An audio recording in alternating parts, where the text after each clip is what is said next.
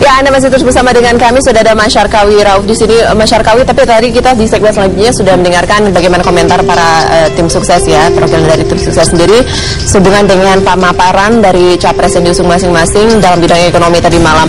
Kalau Anda sendiri melihat sebenarnya Mas Syarkawi, yang mana yang lebih masuk akal, lebih implementatif dan istilahnya bisa kita percaya bisa diimplementasikan hingga 5 tahun ke depan? Jadi yang pertama jelas dua calon presiden kita ini kan menyampaikan visi misinya dengan cara yang berbeda. Jadi kalau Pak Jokowi semalam memulai dari hal-hal yang lebih operasional, yang lebih teknis, kemudian Pak Prabowo mengungkapkan hal-hal besar gitu ya. Nah, tapi ada satu yang saya mau kasih komen ke Pak Jokowi terkait dengan konsep ekonomi mandiri ya, kemudian secara langsung dikaitkan dengan revolusi mental atau pembangunan karakter bangsa gitu ya. Nah ini juga mungkin yang harus dipilah ya, mana persoalan bangsa yang harus kita segera respon dalam jangka pendek, mana yang harus kita respon dalam jangka panjang. Tapi ya saya menilai bahwa apa yang disampaikan oleh Pak Jokowi semalam ya terkait katakanlah dengan infrastruktur, dengan konsep tol laut itu dibandingkan dengan apa yang disampaikan oleh katakanlah Pak Prabowo untuk membangun 3.000 km rel kereta api, 3.000 km jalan. Nah, sesuatu ini saja sekarang katakanlah apa yang dilakukan oleh wakilnya Pak Prabowo dengan konsep master plan percepatan dan perluasan pembangunan ekonomi Indonesia dengan target pembangunan jalan yang begitu banyak, ini nggak ada yang jalan apalagi di daerah kawasan timur Indonesia. Nah ini saya kira sesuatu yang menurut saya ya, apa yang disampaikan oleh Pak Prabowo juga misalnya dengan angka-angka kebocoran GDP kita atau kebocoran kekayaan negara yang mencapai 7.200 triliun, padahal sama-sama kita tahu BPS hanya mencatat APBN kita yang jumlahnya hampir ya katakanlah hampir 1 triliun euro atau sekitar ya 900 sekian miliar dolar gitu ya, apa miliar rupiah. Nah, jadi kan ini kan yang apa ya agak membingungkan bagaimana hitung-hitungan kebocoran itu. Ini terus terang di situ. Sehingga saya kira banyak ekonom yang berkomentar seperti itu ya. Saya kira penilaian saya termasuk juga seperti itu. Kemudian yang ketiga terkait dengan masyarakat ekonomi ASEAN.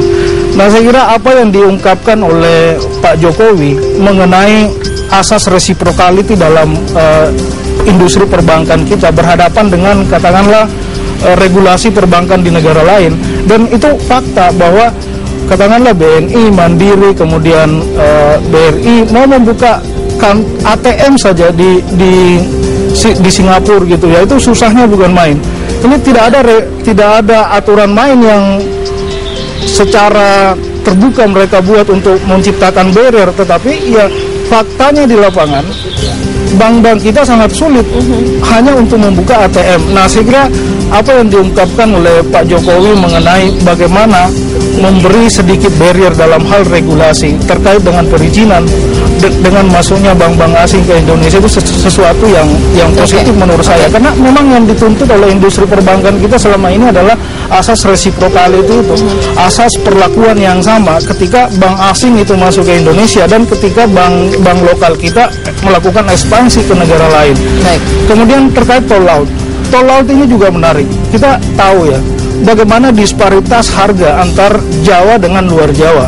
Nggak usah lah, Tarakan aja yang ada di Kalimantan bagian utara itu pernah mencapai angka inflasi nomor 2 tertinggi di Indonesia. Dia hanya kalah dibanding salah satu kabupaten yang ada di Papua. Persoalannya apa? Persoalannya di logistik, pengangkutan barang dari Surabaya ke Tarakan, dari Makassar ke Tarakan, karena mereka kebutuhannya hampir semuanya dipenuhi oleh dua daerah ini. Itu dari sisi transportation cost, mereka harus bayar 2 kali.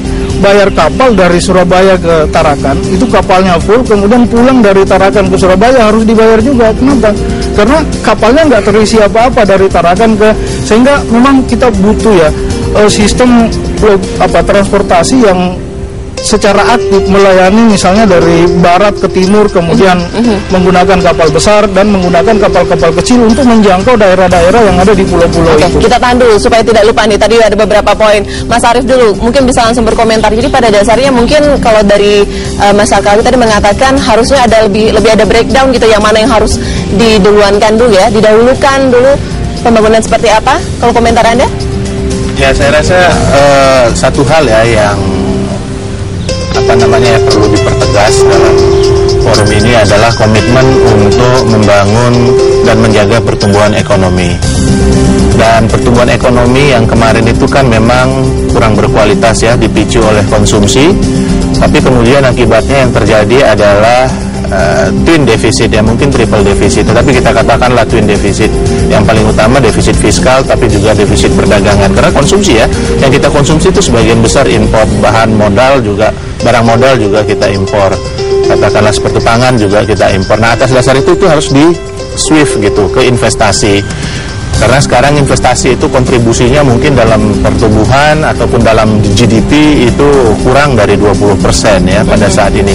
Nah, untuk meningkatkan investasi, Pak Jokowi mengatakan bahwa investasi harus dikanalisasi masuk ke dalam sektor real.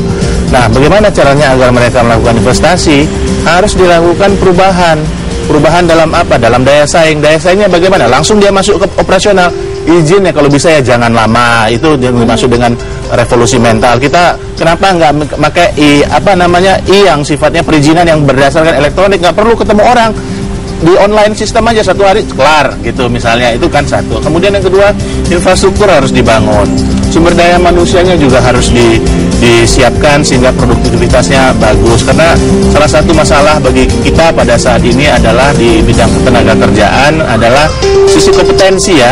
Kita banyak, tetapi memang kompetensinya yang harus diperbaiki, dan itu harus disertifikasi, dan negara harus hadir di sana. Dan menurut pandangan saya ini adalah kerja-kerja cepat yang sangat workable ya, dilakukan dalam periode-periode pertama, karena ini kan hanya tinggal melakukan upgrade. Untuk pekerja kita punya banyak BLK, untuk perbaikan terhadap pendidikan kurikulumnya sudah ada, tinggal di-upgrade untuk penguatan karakter misalnya seperti itu. Untuk perizinan itu juga cepat ya, BKPM segala macam itu kan tinggal komitmen daripada pemimpinnya saja satu perizinan, dan dari 48 hari pada saat ini kalau kita lihat dari doing bisnis misalnya itu harus bisa mundur, bisa lebih cepat lagi menjadi kurang misalnya dari 15 hari. Mejanya mejanya dipersedikit gitu, jangan diperbanyak gitu. Kan seperti, dan itu semuanya adalah memotong jalur birokrasi dan fungsi koordinasi, leadership yang baik dan konsisten, bebas konflik interest, ini adalah kunci gitu. Itu ada di figur Pak Jokowi. Ya, selain itu nanti kita juga akan meminta pendapat ini dari kubunya Prabowo. Tadi ada sedikit kritisi ya, tapi nanti di segmen selanjutnya Pak, nanti juga ditanya tadi sempat sama Mas Syarkawi bagaimana hitung-hitungannya sebenarnya. Tapi di segmen selanjutnya pemirsa, Bincang Pagi masih akan kembali saat lagi.